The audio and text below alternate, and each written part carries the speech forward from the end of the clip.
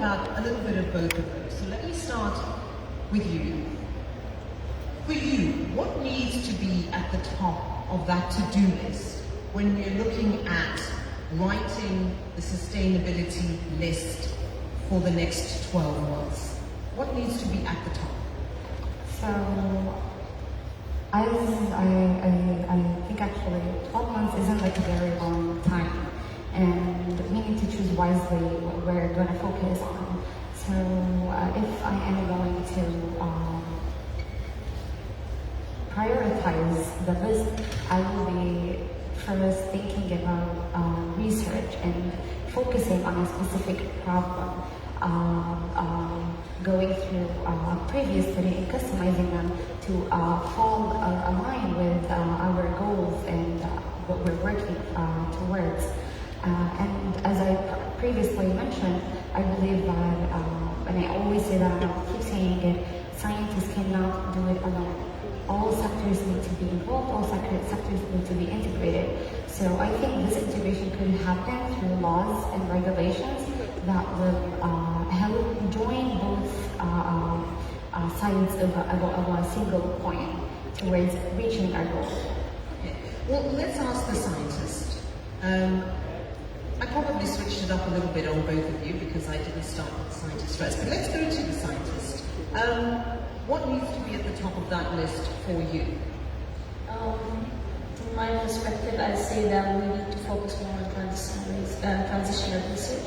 As Sara said, the timeline is quite short. If we want to get a quick and a good result from our to-do list, we need to work with what we have. What we have are research. We publish research in Nature and top science papers, but we don't see it in real life. We want to scale it from that to next scale, to the large scale, to the industrial scale. So transitional research are the research that we can commercialize easily, and it's customized to a specific problems. So yeah, I think this would be my top priority. Before we move on to the next one, if you say customized research, how would you want that to look? It's like Lونه, we are known about that, me and Sara. For anyone that are not from Saudi, it's an institution that supports gifted students or the students that have higher IQ. Mawhiba was a paper. It was a paper that was published from CAS, and then now it's an institution, and it supports thousands of students. It's something like that. It starts with a paper and an idea, and then you need to commercialize it until it's a company or a big institution. And how much of it is about making sure that solutions that we're identifying, so if you're talking about the research and the paper needs to be solving a particular problem, but that problem affects certain people, right? So in the process of ensuring that that research is customized, it surely has to be relevant to those people for whom it is intended, not just because we think so, but because they also have a say in the process, no? Yeah. It's okay, you can go ahead and then she can... I remember I used to take a fellowship with MIT called cop27 fellowship. It was a fellowship from the Human Centralized Center where they give us a problem and then we need to try to solve it based on what does the client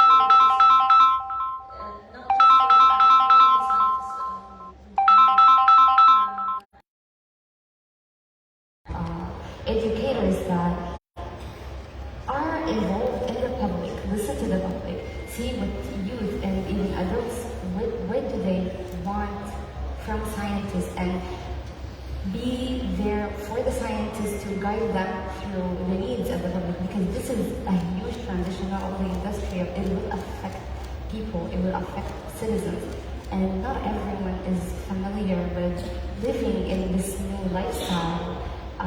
This is why one other way to integrating or involving the public is setting laws.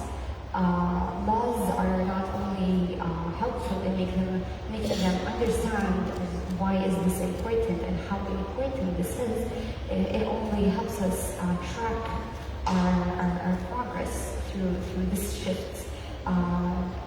And the reporters, of course, are a great way to see how we're improving and where we're going. If we take onto that and add a layer, and that layer is the question of sustainability, how would you address, in light of what you've both said about the need to ensure that research is relevant, that there are easier pathways for conducting the research and making sure that it's relevant, what is it then that makes the question sustainable if we add that layer? If I could start with you, Sara. Can you elaborate more on the question? So if we're looking, so for example, if we're looking now at the environment, and we're looking at greening the environment, and we say that in a particular community, they're having X problem with their water. We need to do research to figure out what the problem is and how we can solve that problem. How does sustainability feature in that process? The idea is living and going through industrial processes in a sustainable way. This is what we want to implement in community. Solving any problem should be in a sustainable way. Living regular lives and doing regular habits should be in a sustainable way. And this is why we're talking about implementing laws, just to inform the public of how important this thing is. And it's not about one thing being sustainable. It's about a practice of sustainability, a lifestyle. Yeah, I agree with what Sara said. It's a mindset. I think to make it sustainable or pragmatic, we can add some KPIs to follow, and we can track this KPIs and know what to do this, and to know if we are moving with our steps in the right way or not.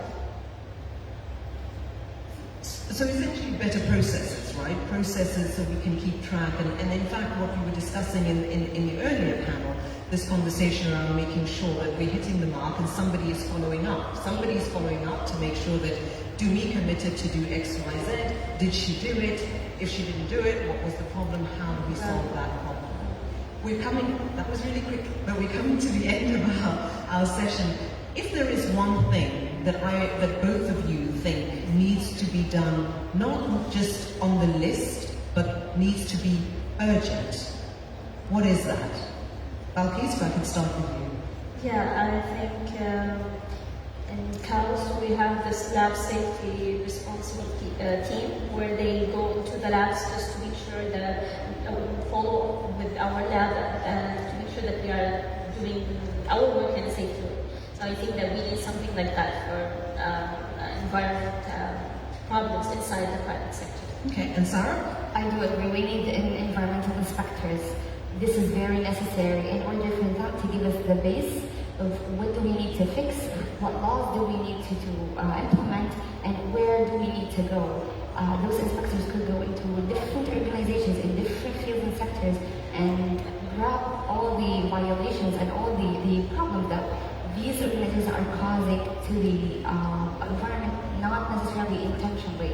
And based on that, educators could go in as well to inform these institutions that you could do this, and that, and you can fix this, and that, and this is where consultations come in. Great, so I'm going to quickly wrap up what you have said, and of course you're allowed to tell me if I got it completely wrong, but hopefully I haven't gotten it wrong. In your previous session, Bلقيس, you said one of the things that was really important when it comes to the question of sustainability was transparency. The other thing that you said, which I think is really relevant, is ensuring that the research work that we're doing, almost regardless of what the sector is, that the research work that we're doing is more targeted, it's more specific, and it's more customized. And scalable. So that we assure that we're solving problems and not just doing stuff for the sake of doing it.